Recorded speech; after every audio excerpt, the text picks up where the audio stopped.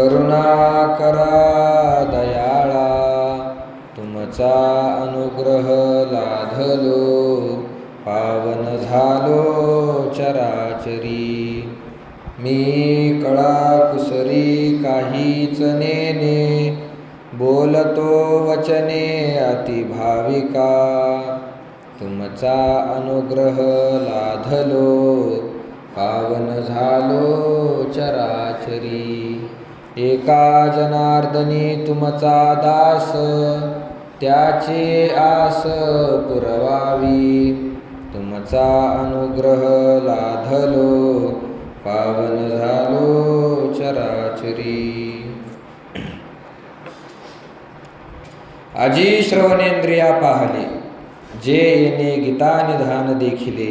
आता स्वप्नची हे तुकले साचा सरीशे. विश्वमाऊली ज्ञानोबाराय ज्ञानेश्वरीच्या 4थ्या अध्यायाला प्रारंभ करत आहेत. कालच्या चिंतनामध्ये 3 अध्यायामध्ये काय निरूपण केलं मागच्या, त्याचं आपण थोडंसं दिग्दर्शन केलं. मागच्या वर्षी 3 अध्यायाचं आपण चिंतन केलेलं आहे. त्या 3 अध्यायामध्ये ज्ञानोबारायांनी कशाचं निरूपण केलं आहे, काय सांगितलं ज्ञानोबारायांनी, याचं थोडक्या भाषेमध्ये आपण काल दिग्दर्शन केलेलं आहे. त्यामध्ये पहिल्या अध्यायामध्ये अर्जुन विषाद योग सांगितला. अर्जुनाला कसा मोह झाला, त्या मोहामधून मग अर्जुन काय काय बोलायला लागला, याचं सर्व वर्णन. त्याला म्हणायचं अर्जुन विषाद योग. पहिल्या अध्यायाचं नाव काय? अर्जुन विषाद योग. विषाद शब्दाचा अर्थ होतो दुःख. अर्जुन विषाद योग म्हणजे अर्जुनाने जे दुःख केलेलं आहे ते दुःख. यामध्ये एक आश्चर्य आहे. त्याला सुद्धा व्यासांनी गीता लिहिली, तर व्यासांनी या अध्यायाला नाव देत असताना सुद्धा अर्जुन विषाद योग असंच म्हटलं. योग योग का म्हटलं, तसं प्रत्येक अध्यायाच्या शेवटी योग शब्द आहे. अर्जुन विषाद योग असेल, सांख्य योग आहे, कर्मयोग आहे, ज्ञानकर्म संन्यास योग आहे. सगळ्या अध्यायाला योग शब्द दिलेला आहे. योग शब्द कशासाठी दिला असेल? योग शब्दाचा अर्थ होतो जोडणं, एकमेकाला जोडणं. त्याला काय म्हणायचं? योग. योग म्हणायचं. आषाढी माहवारीला आली, आषाढीला आल्यानंतर प्रदक्षिणाला निघली. प्रदक्षिणा करत असताना सोबतच दुसरा एक माणूस मिळाला, भेटला. त्याची ना आपली फार दिवसा अगोदर काय झालेली आहे, भेट झालेली आहे. आणि तो माणूस इतक्या वर्षानंतर आज आपल्याला भेटला. माणसाच्या तोंडातून सहज निघतं, काय योग आले आज आपले. काय झालं? काय योग आले. तिथं योग शब्द आपण का वापरतो? वेगवेगळे होतो. फार दिवस भेट झाली नाही, पण आज काय झाली? भेट झाली. भेट होणं याला म्हणायचं योग. एकत्र येणं त्याला योग म्हणायचं. योग. गीतेतील प्रत्येक अध्यायाला योग असं नाव का आहे, तर गीतेतला प्रत्येक अध्याय हा भगवंताशी आपल्याला काय करतो? जोडून देतो. आपला आणि भगवंताचा जो वियोग झालेला आहे तो वियोग दूर करतो. आपला आणि भगवंताचा योग घडून देतो, म्हणजेच आपल्याला भगवंताच्या जवळ नेतो गीतेचा प्रत्येक अध्याय. म्हणून त्याला शब्द काय दिला? योग शब्द दिला. योग. पण प्रश्न असा आहे, सांख्ययोग म्हटलं तर अडचण येत नाही. सांख्य शब्दाचा अर्थ होतो ज्ञान. मग ज्ञानाने भगवंताचा योग होतो. ज्ञान झाल्यानंतर भगवंताची प्राप्ती होते. कर्मानेही भगवंताची प्राप्ती होते, म्हणून कर्मयोग. पण पहिल्या अध्यायाला योग का म्हटलं? अर्जुन विषाद योग. अर्जुनाने जे दुःख केलं, अर्जुन जो रडत होता, अर्जुनाला जो शोक झाला, मोह झाला, त्यालाही व्यास महाराजांनी काय म्हटलं? योग म्हटलं. शोकाने देव प्राप्त होत असतो का? शोक केल्याने देव प्राप्त होतो का? नाही होत. दुःखाने देव प्राप्त होत असतो का? नाही. रडल्या पडल्याने देव प्राप्त होत असतो का? तरी सुद्धा व्यासांनी त्याला नाव काय दिलं? योग. देवाला प्राप्त करून देण्याचं. का असं केलं असेल? तर त्याचं उत्तर असं आहे, ही गीता जी निर्माण झाली, ती गीता निर्माण होण्यासाठी कारणच अर्जुनाचा काय आहे? शोक आहे. जर अर्जुनाला शोक झाला नसता, गीता निर्माण झाली असती का? भगवंताला ज्ञान सांगण्याची गरजच नव्हती. अर्जुनाला शोक झाला, मोह झाला. मोह झाल्यामुळे अर्जुन युद्धामध्ये प्रवृत्त झाला नाही. मला युद्धच करायचं नाही असं म्हणायला लागला. म्हणून भगवंताला गीता सांगावी लागली. म्हणजे बाकीची जी सगळी गीता आहे ती पहिल्याच अध्यायावर आधारित आहे, अर्जुनाच्या शोकावर आधारित आहे. म्हणून गीता जी आपल्यापर्यंत आली, गीतेचा आणि आपला जो योग घडला तो कशामुळे झाला? अर्जुनाच्या दुःखामुळे, अर्जुनाच्या शोकामुळे. म्हणून त्या अर्जुनाला शोकाला सुद्धा काय नाव दिलं? योग. कारण त्याने आपल्याला गीतेच्या जवळ आणलं, भगवंताच्या जवळ आणलं. असं अर्जुन विषाद योग आहे. दुसऱ्या अध्यायामध्ये आपण पाहिलं सांख्य योग आहे. भगवंताने ज्ञानाचा काय दिला? उपदेश दिला. त्यावेळेस अर्जुन रडायला लागला, देवा मला युद्ध करायचं नाही. मग का युद्ध करायचं नाही?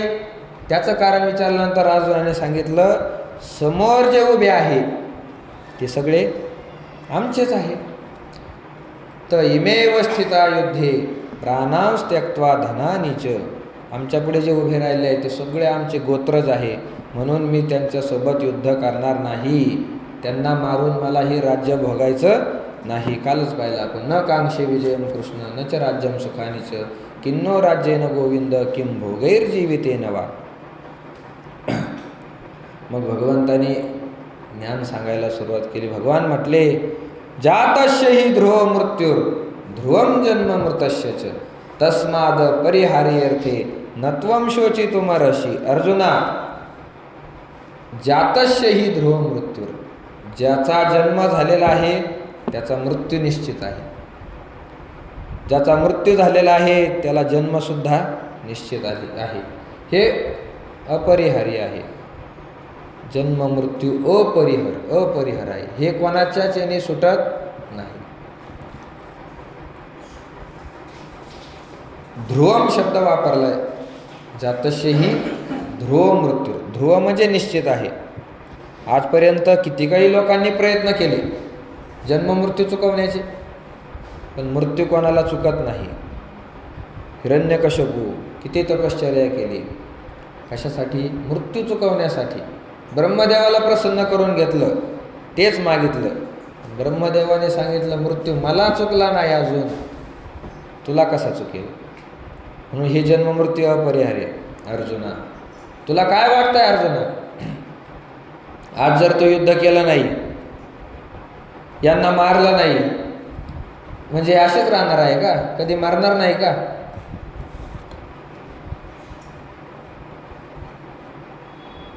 देवाने असं म्हटलं, अर्जुना तू मारल्यानेच हे मरणार आहे असं तू समजतो का?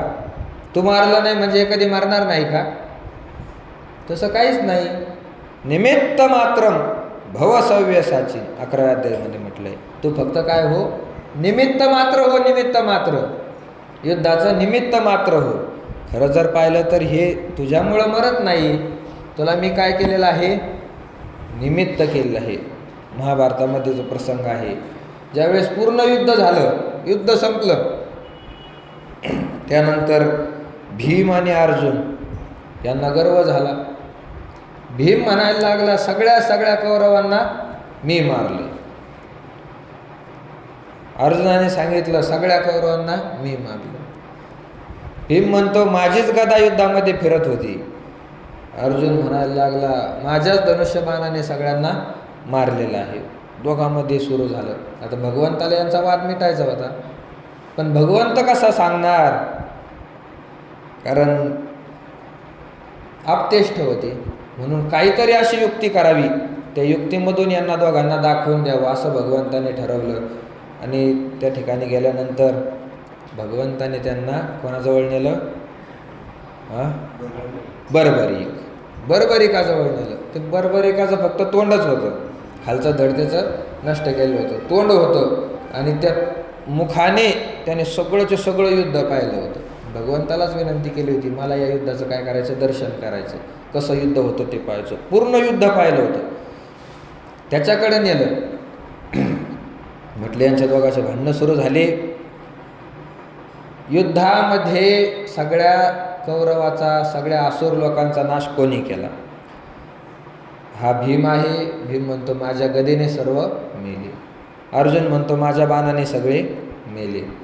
बरोबरीक महाराज, याचं काय करा, समाधान करा, सांगा. तुम्ही सगळं युद्ध दुरून पाहिलेलं आहे, कोणी कोणाला मारलं? बरोबरीकाने सांगितलं, कोणता भीम, कोणता अर्जुन, कोणती गदा आहे आणि कोणता बाण आहे, मला काहीच माहीत नाही. मला युद्धामध्ये फक्त आणि फक्त सुदर्शन चक्र दिसत होतं. सुदर्शन चक्राने सगळ्याचा काय झाला, वध झाला, निपात झाला.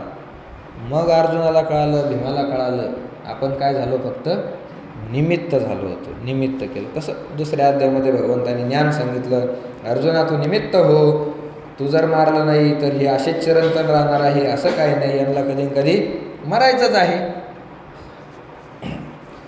सांख्ययोग सांगितला. आणि तिसऱ्या अध्यायामध्ये कर्मयोगाचं निरूपण केलं. कर्म काय आहे, कसं करायचं, कोणी करायचं, कर्मयोगाचं निरूपण केलं. कर्माने भगवंताची कशी प्राप्ती होते. देख पा जनकाधिक, जनकाधिक लोकांना सुद्धा काय झाला, मोक्ष झाला. कशामुळे, कर्मामुळे. ते 3 अध्यायाचं निरूपण केल्यानंतर आता ज्ञानोबा चौथ्या अध्यायाला सुरुवात करत आहे. आजपासून आपल्याला चौथ्या अध्यायाचं चिंतन करायचं आहे. सुरुवातीलाच ज्ञानोबा म्हणतात, आजी श्रवणेंद्रिया पाहले, जे येणे गीता निधान देखिले, आता स्वप्नची हे तुकले साचा सरिषे. आजी श्रवणेंद्रिया पाहले. आज काय झालं, आज श्रवणेंद्रिया पाहले. श्रवणेंद्रिय शब्दाचा अर्थ होतो कान. कानाला काय झालं, आज पाहले म्हणजे उजाडले, प्रकाश निर्माण झाला. श्रवण हे एक इंद्रिय आहे. कालच आपण विषय पाहिला, भगवंताने आपल्याला जे जे काही दान दिलं, त्याच्यामध्ये काय काय दान दिलं, दिले इंद्रिय, हात पाय कान, डोळे मुख बोलावया वचन. कालच पाहिलं आपण, भगवंताने आपल्याला हात दिले, डोळे दिले, कान दिले, पाय दिले, सर्व इंद्रिय कोणी दिले, भगवंताने दिले. दिले इंद्रिय हात पाय कान. त्या इंद्रियामध्ये 2 प्रकार केलेले आहे. एक ज्ञानेंद्रिय आहे आणि दुसरे कर्मेंद्रिय आहे. आता इंद्रिय हे सूक्ष्म शरीराचा भाग आहे, स्थूल शरीराचा भाग नाही. मनुष्याचं जे काही शरीर आहे त्या शरीराचे शास्त्रकारांनी 3 प्रकार केलेले आहे. सूक्ष्म शरीर, स्थूल शरीर आणि कारण शरीर. स्थूल शरीर कशाला म्हणायचं, जे दिसतंय आपल्याला ते स्थूल शरीर. अन्नापासून ज्याची निर्मिती होते, अन्नाने ज्याची वाढ होते आणि ज्याचा शेवटसुद्धा अन्नामध्येच होतो, त्याला म्हणायचं स्थूल शरीर. पितृभुक्तान्न जाद्वीर्यात जातोन्ने नैव वर्धते, असं पंचदशी म्हटलेलं आहे. आपल्या वडिलांनी, आईंनी जे काही अन्न खाल्लं, त्या अन्नापासूनच आपल्या शरीराची काय आहे, उत्पत्ती आहे. शरीराचं रक्षणसुद्धा कशाने आहे, अन्नामध्येच त्याचं रक्षण आहे. अन्न खाल्लं नाही तर शरीर राहू शकेल का, नाही राहणार. आणि त्यातले त्यात कलियुगामध्ये तर प्राणच काय आहे, अन्नमय प्राण आहे. अन्नमय, कलियुगामध्ये अन्नमय प्राण आहे. इतर युगामध्ये वेगळं होतं. काही युगामध्ये आस्थीमध्ये प्राण होते, हाडामध्ये. जोपर्यंत हाड चांगले आहे तोपर्यंत जगणार, असं होतं. पण कलियुगामध्ये प्राणच काय आहे, अन्नमय आहे. अन्न खाल्लं तरच कलियुगातले मनुष्य जगू शकतात, नाहीतर जगणार नाही. असा अन्नानेच तो देह वाढतो आणि शेवटी त्याचा लयसुद्धा कुठं होतो, अन्नातच होतो, अन्नातच होतो. जाळून टाकलं तर अग्नीचा भक्ष होतो, म्हणजे अग्नीचं काय झालं, ते अन्न झालं. देहाला पुरून टाकलं तर जमिनीत राहणारे जे किडे आहे बारीक बारीक, ते किड्यांचं ते काय होतं, भक्ष्य होतं. म्हणजे त्याचं उत्पत्ती पण अन्नात आहे, जगतो पण अन्नाने आणि शेवट पण अन्नामध्येच होतो. त्याला म्हणायचं स्थूल देह, जो आपल्याला डोळ्याने दिसतो. सूक्ष्म देह त्याच्या आतमध्ये असतो. सूक्ष्म देह डोळ्याने दिसत नाही. जो डोळ्याने दिसतो त्याला म्हणायचं स्थूल देह, आणि जो डोळ्याने दिसत नाही त्याला काय म्हणायचं? सूक्ष्म देह, सूक्ष्म शरीर. ते आपल्या शरीराच्या आतमध्ये असतं. सूक्ष्म शरीर म्हणजे काय आहे? तर या सूक्ष्म शरीरामध्ये कोणी 17 तत्व मानले, कोणी 16 तत्व मानले, कोणी 19 तत्व मानले, ज्याच्या त्याच्या मान्यतेनुसार. सूक्ष्म शरीरामध्ये पंचप्राण असतात, त्यानंतर पंच ज्ञानेंद्रिय असतात, पंचकर्मेंद्रिय असतात, मन, बुद्धी, असं 16 तत्वात 17 तत्वाचं काय आहे? सूक्ष्म शरीर आहे. त्यामध्ये जे इंद्रिय आहे, इंद्रियाचे केले 2 प्रकार. कोणते कोणते 2 प्रकार केले? इंद्रियाचे प्रकार कोणते केले? ज्ञानेंद्रिय आणि असं बोलत राहायचं, तुमच्या लक्षात येतं, मग ध्यानात राहतं. ज्ञानेंद्रिय आणि कर्मेंद्रिय. ज्ञानेंद्रिय किती आहेत? 5. आणि कर्मेंद्रिय किती आहेत? 5. वाघ पाणी पाद पायूप स्थाभिधानानी जज्ञे रे. देवाने पंचकर्मेंद्रिय निर्माण केले. त्यामध्ये हातपाय असेल, उपस्थ असेल, असे पंचकर्मेंद्रिय निर्माण केले. त्यानंतर पंच ज्ञानेंद्रिय सुद्धा निर्माण केले. पंच ज्ञानेंद्रियामध्ये काय काय आहे? डोळे, कान, त्यानंतर जिव्हा, त्वचा आणि नाक, हे 5 ज्ञानेंद्रिय निर्माण केले. याला ज्ञानेंद्रिय आणि कर्मेंद्रिय असे नाव का पडले? जे इंद्रिय आपल्याला ज्ञान करून देतात त्या इंद्रियाला काय म्हणायचं? ज्ञानेंद्रिय. आणि ज्या इंद्रियाने आपण कर्म करतो त्याला काय म्हणायचं? कर्मेंद्रिय म्हणायचं. असे इंद्रियाचे काय आहे? 2 प्रकार. आणि त्यानंतर पंचप्राण आहे, मन आणि बुद्धी आहे. असं 17 तत्वाचं काय तयार होतं? सूक्ष्म शरीर. आणि त्या सूक्ष्म शरीराच्या आतमध्ये कोण आहे? कारण शरीर आहे. कारण शरीर शब्दाचा सरळ अर्थ होतो अज्ञान. अज्ञानालाच काय म्हणायचं? कारण शरीर म्हणायचं. तर असं सूक्ष्म देहामध्ये असणारे जे इंद्रिय आहेत यांची उत्पत्ती कशी झाली? त्यांची उत्पत्ती पंचमहाभूतापासून आहे. सगळ्याच सृष्टीची उत्पत्ती पंचमहाभूतापासून आहे.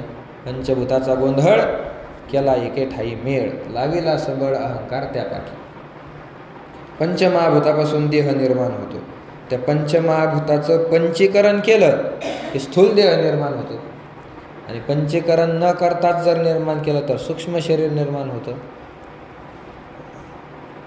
प्रत्येक भूतापासून प्रत्येक इंद्रिय उत्पन्न होत असतं. पंचमहाभूत कोणते आहे?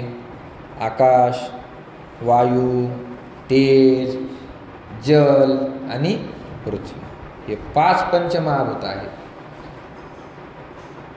पृथ्वी, आप, तेज, वायू आणि आकाश असे पंचमहाभूत आहे. या पंचमहाभूतापासून 5 विषय तयार झाले. शब्द, स्पर्श, रूप, रस, गंध. याच पंचमहाभूतापासून मग 5 ज्ञानेंद्रिय निर्माण झाले आणि 5 कर्मेंद्रिय निर्माण झाले. कोणत्या इंद्रियापासून, कोणत्या भूतापासून कोणतं इंद्रिय निर्माण झालं?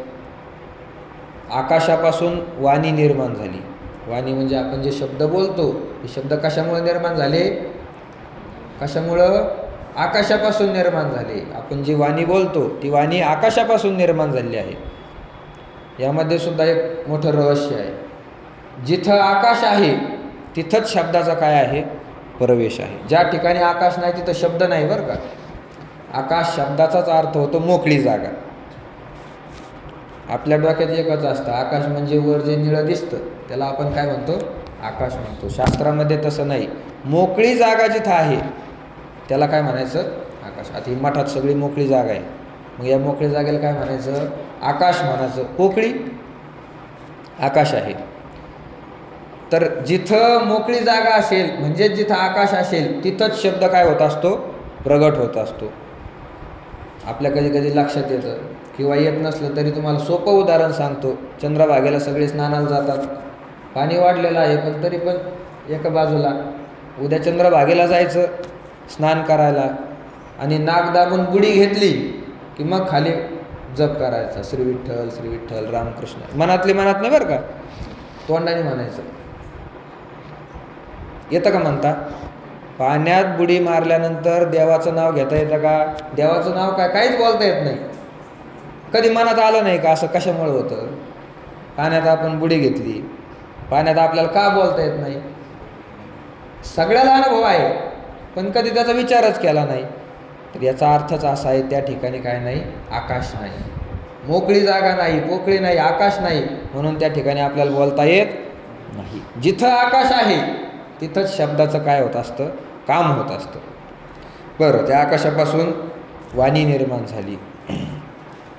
त्यानंतर हात, जे 2 हात दिले देवाने, कोणत्या भूतापासून निर्माण केले? वायूपासून निर्माण झाले. हात कशापासून निर्माण झाले? वायूपासून. वायू नावाचं भूत आहे, त्या भूतापासून हात निर्माण झाले. वायूचा गुण आहे चंचलता, हातामध्ये सुद्धा काय असते? चंचलता असते. वाघ, पाणी. त्यानंतर पाय निर्माण झाले. पाय कोणत्या भूतापासून निर्माण झाले? तेजापासून निर्माण झाले. तेजापासून पाय निर्माण झाले. उपस्थ जलाचं कार्य आहे. अजून कोणतं एक राहिलं? वाघ, पाणी, पाद, वायू, उपस्थ. असे पंचकर्मेंद्रिय निर्माण झाले. त्यानंतर पंचज्ञानेंद्रिय आहे. पंचज्ञानेंद्रिय, त्यामध्ये डोळा हे तेजाचं कार्य आहे. कशाचं? तेजाचं. तेजापासून डोळा निर्माण झाला. त्यानंतर जीभ आहे. जीभ कशापासून निर्माण झाली? जलापासून निर्माण झाली. जलाचं कार्य आहे जीभ. अजून कान आहे. कान हे आकाशाचं कार्य आहे. त्यानंतर एक कोणतं राहिलं? नाक राहिलं. नाक कशाचं? वायूचं कार्य आहे.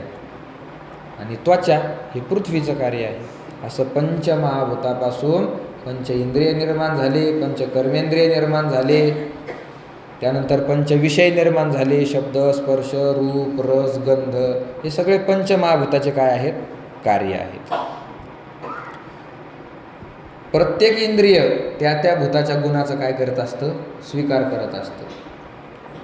उदाहरण जर पाहायचं झालं तर जिभेने काय कळतं आपल्याला? चव कळते. जिभेने चव कळते ना. तिखट आहे, आंबट आहे, गोड आहे, खारट आहे, जिभेने चव कळते. तर ही जी चव आहे, म्हणजे जो रस आहे, जो रस आपल्याला कळतो, ते रस हा जलाचं गुण आहे. जलाचं काय आहे? गुण. शब्द, स्पर्श, रूप, रस, गंध, त्यामधला रस हे कशाचं कार्य आहे?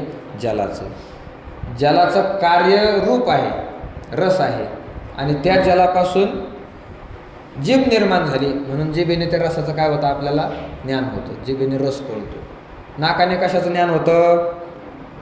दिसण्याचं. सुगंध, दुर्गंध, म्हणजे नाकाने वास येतो. आणि ते कशाचं कार्य आहे? वायूचं कार्य आहे. वायूच्या ठिकाणी कोणता गुण आहे? गंध. पृथ्वीच्या ठिकाणी गंध गुण आहे.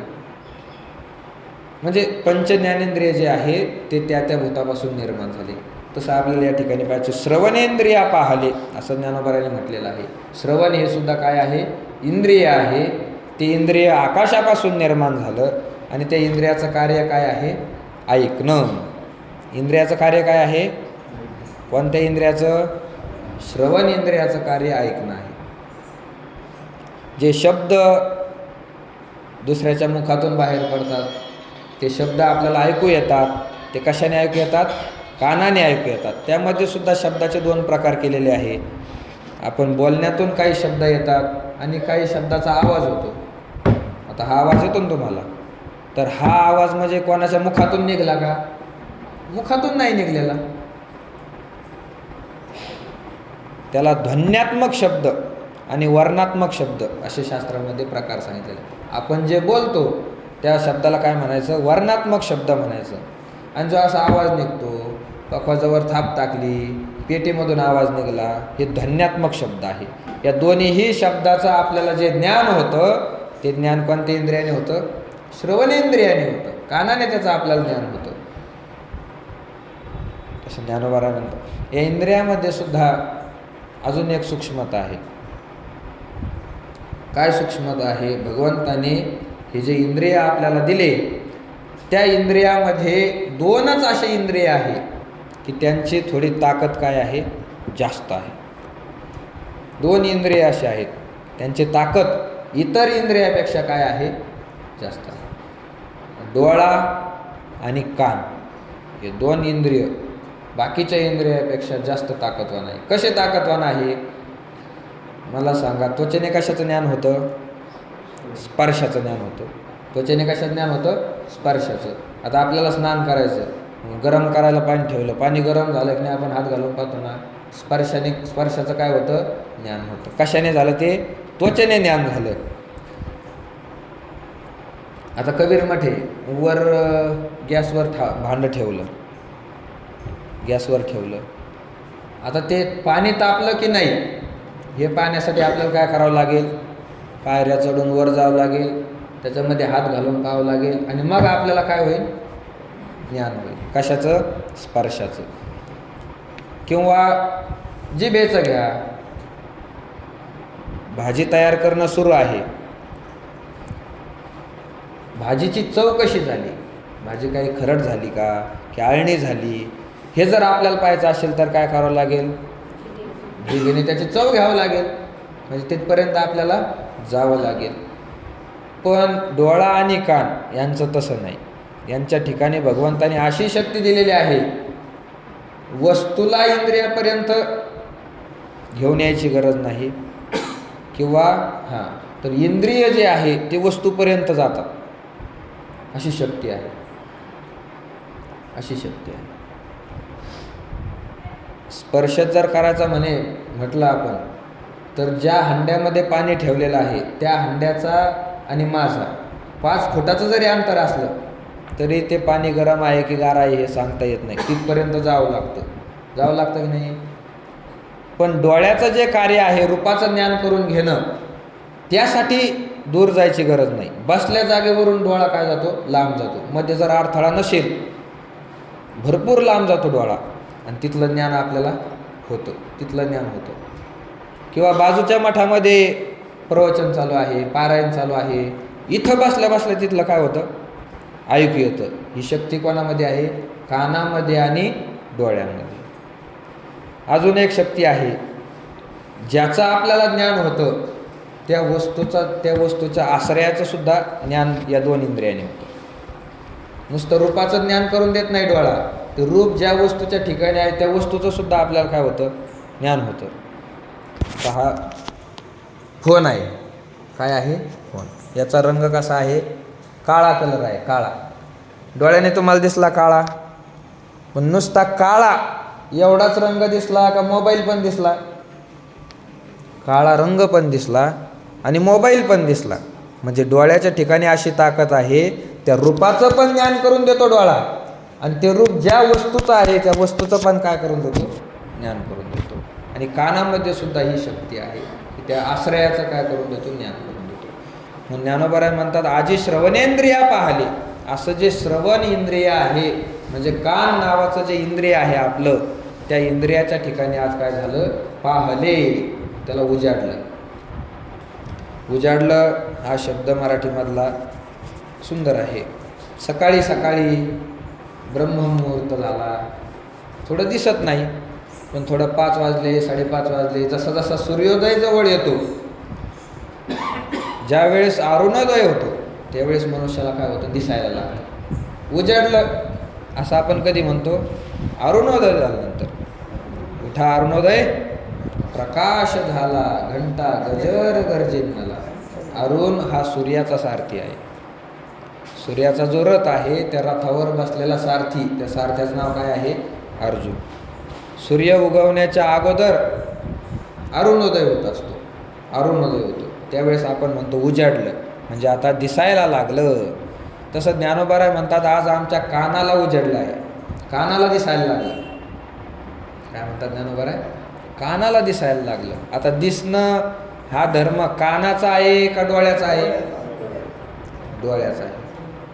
एखादा जर माणूस म्हणायला लागला, आता माझ्या कानाला चांगलं दिसायला लागलं, त्याला शहाणा माणूस म्हणेल का कोणी, काय म्हणणार, आता याचं डोकं फिरलं आहे, संपलं याचं, आता याचा ताळमेळ राहिला नाही, याला दवाखान्यामध्ये भरती करा.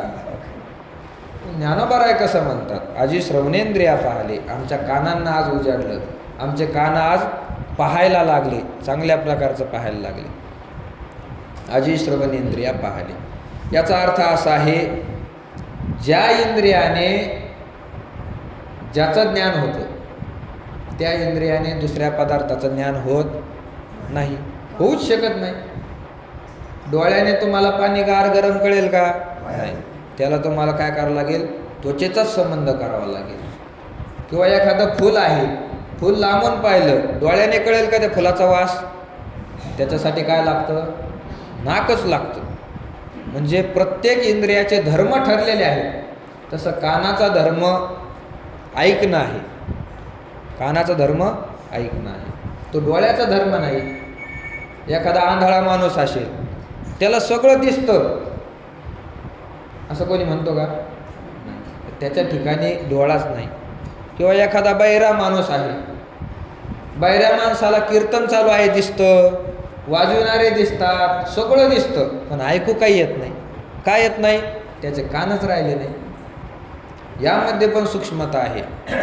व्यवहार जो आपण करतो, ते व्यवहारामध्ये आपण किती ठिकाणी चुकतो याचे जे अनेक उदाहरणं देता येतील. त्यातलं एक उदाहरण असं आहे, डोळ्याने मनुष्याला दिसतं, एवढं तर नक्की आहे, डोळ्याने मनुष्याला दिसतं. आता मला सांगा, आंधळ्या माणसाचे डोळे जातात का? डोळे जातात का? नाही. डोळे तर त्याचे दिसतात, झापड्या चालू असतात, पण तरी पण आपण काय म्हणतो, त्याचे डोळे गेले. किंवा एखादा बहिरा झाला, बहिरा झाल्यानंतर त्याचे कान गळून पडतात का? गळून पडत नाही, तरी आपण काय म्हणतो, याचे कान मुका झालो, वाचा गेली. संतांनी सुद्धा म्हटलं, मुका झालो, त्याची जीभ गळून पडते का? तरी पण असं आपण का म्हणतो? त्याचं कारण असं आहे, इंद्रिय वेगळे असतात आणि इंद्रियाचं गोलक वेगळं असतं. गोलक शब्दाचा अर्थ होतो घर. जसं आपण वेगळं आहे आणि आपलं घर वेगळं आहे, तसं इंद्रिय वेगळं आहे आणि इंद्रियाचं राहण्याचं घर वेगळं असतं. आपण ज्याला डोळा म्हणतो, तो डोळा नाही, ते डोळ्याचं राहण्याचं घर आहे. आपण ज्याला कान म्हणतो, हे कान नाही, कानाचं राहण्याचं काय आहे? घर आहे. याचे डोळे गेले, डोळ्याचं घर जसंच तसंच आहे, पण डोळे, त्यातली जी दृष्टी आहे, ती दृष्टी काय झाली? निघून गेली. आंधळा माणूस आहे, त्याचे बहिरा माणसाचे कान गेले, त्या कानाचं राहण्याचं जे घर आहे, हे ते घर तसंच आहे, त्यातले जे ऐकण्याची शक्ती होती ती काय झाली? गेली. ज्ञानोबराय म्हणतात, आजी श्रवणेंद्रिया पाहिले, हे कसं काय आहे? कानाला कसं काय दिसायला लागलं? आता ज्या अर्थी ज्ञानोबराय म्हणतात त्या अर्थी चुकीचं असू शकत नाही. बोलणारे कोण आहे? ज्ञानोबराय म्हणतात. आपल्यासारखे जर असते तर मग आपण म्हटलो असतो, हा चुकीचा बोलतो, वेडा झाला, मूर्ख झाला. पण ज्ञानोबराय असे बोलतात, ज्ञानोबरायला कोणी मूर्ख म्हणू शकतो का? म्हणू शकत नाही. आणि ज्ञानोबरायला जर मूर्ख म्हणत असेल तर त्याची पात्रता काय असेल हे तुम्हाला सांगण्याची गरज नाही. ज्ञानोबराय स्वतःला मूर्ख म्हणून घेत असतील. एरवी तरी मी मूर्खू, जरी झाला अविवेकू, तरी संत कृपा दीपकू सोज्वळ असे. ती ज्ञानोबरायची लिंत आहे. पण दुसरा ज्ञानोबरायला मूर्ख म्हणू शकत नाही. पण मूर्ख म्हणू शकत नाही, मग या ठिकाणी ज्ञानोबराय असं कसं बोलतात की श्रवणेंद्रिया पाहिले, आमच्या कानांना आता काय झालंय? उजाडलंय, कानाला दिसायला लागलं. बरं, दिसायला लागलं हे बोलणंच मात्र मुळात काय आहे? चुकीचं आहे. कानाला ऐकू येत असतं, कानाला दिसत असतं का? नाही दिसत. तर याचा सरळ सरळ अर्थ असा आहे, याचं उत्तर असं आहे की काही वेळेस बोलत असताना आपण ही भाषा काय होतो? वापरत असतो. बोलण्यातली भाषा असते.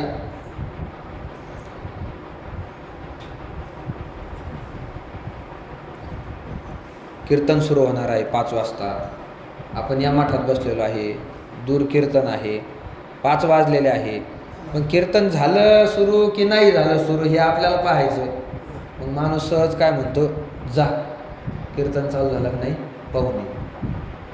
तो म्हटलं इतक्या लांब आहे त्या मठात, मला कामधंदे, ते कामधंदे सोडून तिकडे मी जात नाही. त्याच्या वडिलांनी सांगितलं, अरे तिकडं जाण्याची गरज नाही, बाहेर जाऊन पहा ऐकू येतं की नाही. म्हणतो की नाही आपण, बाहेर जाऊन पहा ऐकू येतं की नाही. बाहेर जाऊन काय पाहायचं, बाहेर जाऊन काय पाहायचं, इथून तर दिसणार नाही, पण तरी आपण काय म्हणतो, बाहेर जाऊन पहा, काय पहा, ऐकू येतं की नाही. इथं सुद्धा शब्द आपण काय वापरला, पहा. तो कशासाठी वापरला, ऐकण्यासाठीच वापरला ना. अहो मी पाहून आलो, कीर्तन सुरू झालं, काय इथूनच पाहून आला, तिकडे गेला पण नाही, मी पाहिलं. कसं काय पाहिलं, म्हणजे मी ऐकलं. तर ऐकणं हा जो धर्म आहे, त्या धर्माला कधी कधी आपण पाहिलं अशा शब्दाचा काय करत असतो, उच्चार करत असतो. आणि वास्तवात जर मुळात पाहिलं म्हटलं तर पाहणं याचं खरं स्वरूप आहे ज्ञान म्हणून. पाहण्यालाच काय म्हणायचं, ज्ञान. दुसऱ्या विषयामध्ये जर सांगायचं झालं तर आपण ज्याला दर्शन म्हणतो, गुरुवर्य बाबा नेहमी सांगत असतात, देवाचं दर्शन झालं, देवाचं दर्शन झालं, हे जे आपण म्हणतो हे मुळात दर्शन नाही, त्याला वंदन म्हणतात. बाबाचे शब्द आहे. दर्शन शब्दाचा अर्थ होतो यथार्थ ज्ञान होणं, त्याला दर्शन म्हणायचं, यथार्थ ज्ञान. पाहणं कशाला म्हणायचं, यथार्थ ज्ञान होतं त्यावेळेस त्याला पाहणं म्हणतात. दृशीर ज्ञानम अशी संस्कृतमध्ये त्याची उत्पत्ती झालेली आहे. दृशीर ज्ञानम, यथार्थ जसं आहे तसं पाहणं, याला म्हणायचं दर्शन. आणि देव जसा आहे तसा आपण पाहतो का, नाही पाहत. जसा आहे तसा आपण देव पाहत नाही. आपल्याला जसा दिसतो तसा आपण पाहतो. कमरेवर हात ठेवलेले आहे, दोन्ही पाय जोडलेले आहे, वस्त्र आहे, अलंकार घातलेले आहे, कपाळाला गंध आहे देवाच्या, असं स्वरूप आपण पाहतो. पण तो स्वरूपाने तसा आहे का, नाही. त्याचं स्वरूप शास्त्रकार सांगतात फार वेगळं आहे. तो आनंद, अद्वय, नित्य, निरामय आहे. पण जसा आहे तसं आपण पाहत नाही. म्हणजे दर्शन कशाला म्हणतात, पाहणं कशाला म्हणतात, यथार्थ ज्ञान होणं याचं नाव आहे पाहणं. ज्ञानोबराय म्हणतात, आजी श्रवणेंद्रिया पाहले, आमच्या कानाला काय झालं, उजाडलंय, कानाला दिसायला लागलं, म्हणजे कानाला यथार्थ ज्ञान झालं. पाहले शब्दाचा अर्थ काय, यथार्थ ज्ञान. कानाला यथार्थ ज्ञान झालं. ज्ञानात दोन प्रकार आहे, यथार्थ ज्ञान आणि अयथार्थ ज्ञान. ज्ञानाचे दोन प्रकार आहे, सोपं आहे. संध्याकाळी शेतामध्ये आपण निघालो, सगळे शेतात जातात, घरी गेल्यानंतर इथं कशाचं कोणाचं शेत, घरी गेल्यानंतर शेताला चाललो संध्याकाळी, किंवा शेतामधून घरी येऊ राहिलो, थोडा थोडा अंधार पडलेला आहे, पूर्ण दिसत नाही, पण चालण्यापुरतं दिसतं. अशा वेळेस जर वाटामध्ये एखादी दोरी पडलेली असली तर आपल्याला काय वाटतं, साप पडलेला आहे, घाबरतो माणूस, घरी येऊन सांगतो भला मोठा साप पाहिला, बोलतो आपण. तर हे जे आपण पाहिलं, हे जे ज्ञान झालं, ते ज्ञान खरं आहे का हो, म्हणजे ते ज्ञान यथार्थ नाही. ज्ञानात दोन प्रकार आहे, यथार्थ ज्ञान आणि अयथार्थ ज्ञान. त्यालाच खरं ज्ञान आणि खोटं ज्ञान म्हणायचं.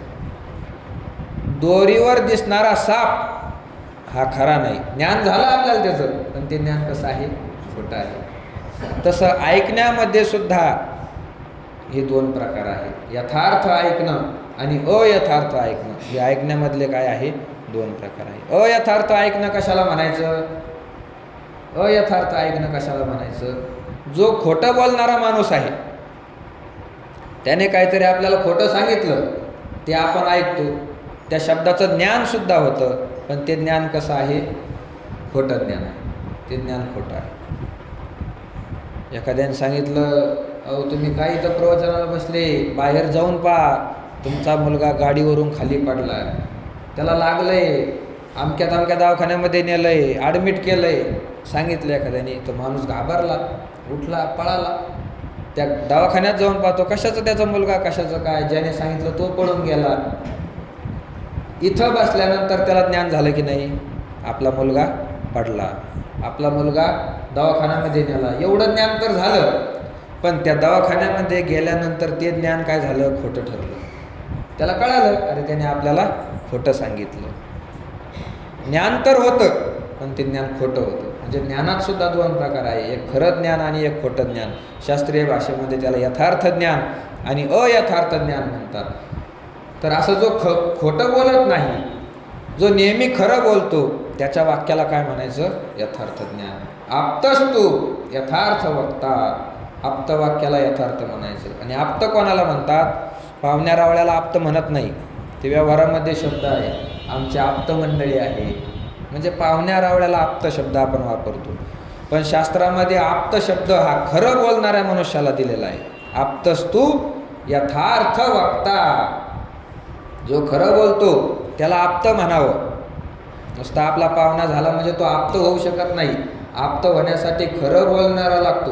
आणि पाहुणे मंडळी नेहमी खोटंच बोलत असतात, खोटंच बोलत असतात. अहो आम्हाला 1,00,000 रुपये लागतात, अर्जंट काम आहे का तुमच्याकडं? कालच दिले. काय सांगितलं? कालच दिले. त्याच्या घरी 10-5 लाख पडून आहे, पण कालच देऊन टाकले. नेहमी खोटं बोलतात, पण व्यवहारात लोक त्यांना आप्त म्हणतात. शास्त्रामध्ये तसं नाही. आप्तस्तु यथार्थ वक्ता. जो खरं बोलणारा माणूस आहे त्याला यथार्थ वक्ता म्हणतात, आप्त म्हणतात. तर असे आप्त मंडळी सगळे संत आहे. संतच या जगामध्ये असे आहे जे खरे बोलतात. याच्याही पुढे जाऊन सांगायचं म्हटलं, संत खरं बोलतात हे वाक्यसुद्धा कमी पडू शकतं. याच्याही पुढे जाऊन तुकोबारायांनी शब्द वापरलेला आहे की संत बोलतात तेच खरं आहे. संत खरं बोलतात याच्यामध्ये नवल नाही. संत जे बोलतात तेच खरं आहे. तुकोबाराचं सुंदर प्रमाण आहे. संत बोलती ते खरे, साच मानावी उत्तरे. जे संत बोलती ती उत्तरे खरी, ती उत्तरे साच मानावी. संत जे बोलतात तेच खरं आहे. संत ज्याला खोटं म्हणतात ते खोटं आहे. त्याला आपण भले व्यवहारामध्ये खरं म्हणत असू, पण ते खोटं आहे. खोटं आहे. सगळा प्रपंच आहे. प्रपंच आपण खोटा समजतो का? नाही समजत. प्रपंचाला आपण खरं मानतो. माझं घर आहे, माझी शेती आहे, माझी मुलं, माझे आई वडील, सगळं आपण खरं मानतो. चालविती व्यवहार सत्य म्हणतो तुकोबाराय म्हणतात. सगळं आपण खरं मानतो. पण संताच्या दृष्टीमध्ये खरं आहे का? नाही. संत हरिपाठात सांगतात, लटिका व्यवहार सर्व हा संसार. हा व्यवहार लटिका आहे. लटिका म्हणजेच खोटा. ही संताची दृष्टी आहे. म्हणून संत जे बोलतात तेच खरं आहे.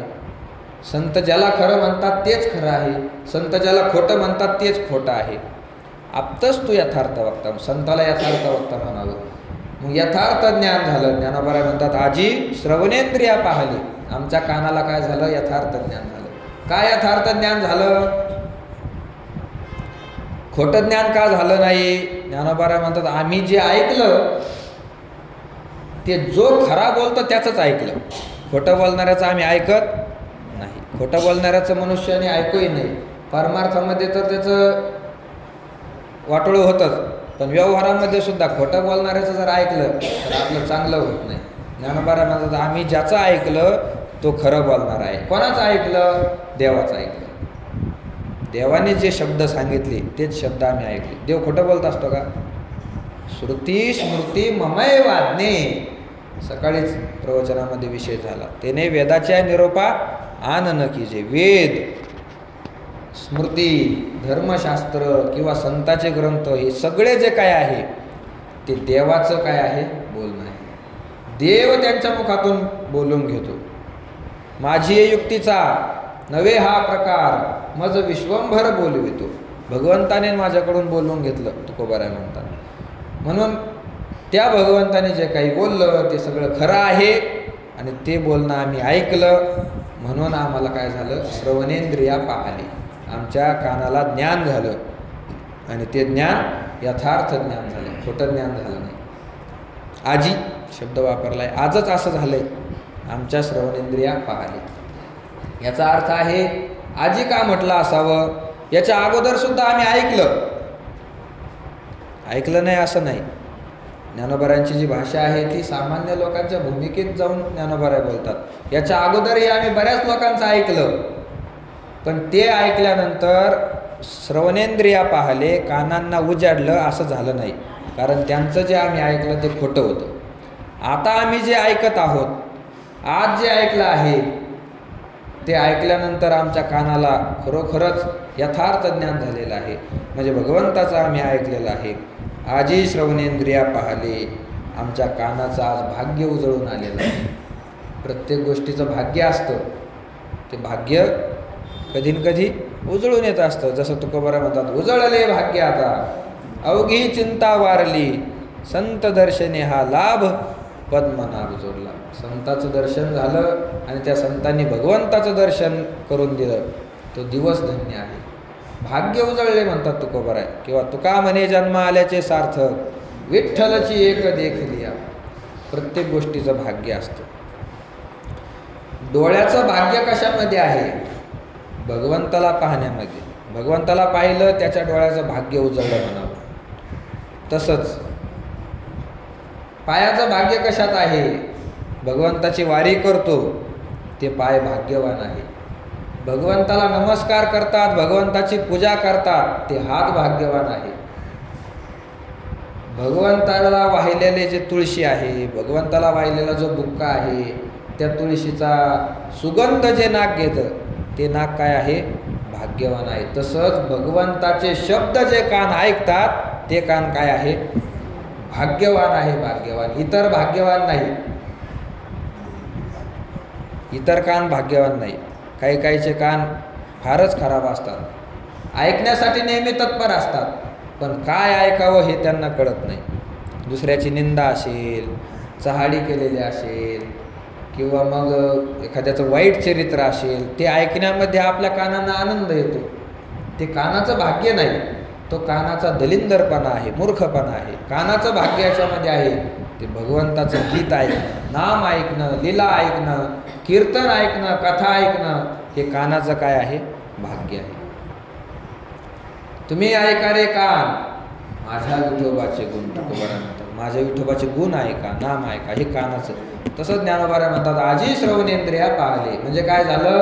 आज आमच्या कानाचं भाग्य उजळून आलं. कसं काय भाग्य उजळून आलं? पुढं ज्ञानोबारा बोलतात, जे येणे गीता निधान देखिले, आता स्वप्नाची हे तुकले साचा सरेशे. कशामुळं भाग्य उजळलं? गीता निधान देखिले. आमच्या कानांनी गीतारूपी ठेवा आज पाहिलेला आहे, गीतेचं ज्ञान झालेलं आहे. आणि हे स्वप्नाची तुकले साचा सरेशे, स्वप्नच आहे पण खरं झाल्यासारखं झालेलं आहे. आपली वेळ संपलेली आहे. आज आपण असं चिंतन केलं की 3 अध्याय संपल्यानंतर ज्ञानोबारांनी 4थ्या अध्यायाला सुरुवात केली. आणि 4थ्या अध्यायामध्ये प्रथमच ओवी आहे, आजी श्रवणेंद्रिया पाहले. श्रवणेंद्रियांना ज्ञान झालं, यथार्थ ज्ञान झालं. कशामुळे यथार्थ ज्ञान झालं? काय ऐकलं ते सांगत असताना ज्ञानोबारा म्हणतात, जे येणे गीता निधान देखिले. गीता ऐकली आम्ही म्हणून कानाचं भाग्य उजळलं. आता कशी गीता ऐकली? त्यानंतर गीतेला निधान म्हटलंय ज्ञानोबारांनी. गीता हे काय आहे? निधान आहे. निधान शब्दाचा अर्थ काय होतो? गीतेला निधान म्हणण्याचे कारण काय आहे? अशा कोणत्या कोणत्या कारणामुळे गीतेला भगवंताने, ज्ञानोबारांनी निधान म्हटलेलं आहे? खरंच गीता इतकी महत्त्वाची आहे का? स्वप्नाची हे तुकले साचा सरेशे म्हणतात. स्वप्न शब्दाचा अर्थ काय होतो? स्वप्नाचे प्रकार किती आहे? स्वप्न खोटं असतं की खरं असतं? कोणते स्वप्न खरे होतात, कोणते स्वप्न खोटे असतात? हा सगळा या ओवीमधला काय आहे? विषय आहे. पण आपली वेळ संपलेली आहे, 5 मिनिटं वर झाले. बाकीचा राहिलेला हा जो विषय आहे त्याचं आपण उद्या चिंतन करू. तुम्ही येण्यासाठी थोडा उशीर करता, त्यामुळे मग चिंतन कमी होतं. 4ची वेळ म्हटल्यानंतर तुम्ही 4:15ला येता. 4ची वेळ म्हटल्यानंतर 4ला 5 मिनिटं कमी असताना हजर व्हायला पाहिजे. तुम्ही 4च्या पुढे येतात, त्याला पर्याय नाही. म्हणून उद्या लवकर येण्याचा प्रयत्न करा. आजची आपली वेळ संपलेली आहे. आजी श्रवणेंद्रिया पाहले, जे येणे गीता निधान देखिले, आता स्वप्नाचे हे तुकले साचा सरीशे. कुंडली गवळदारी.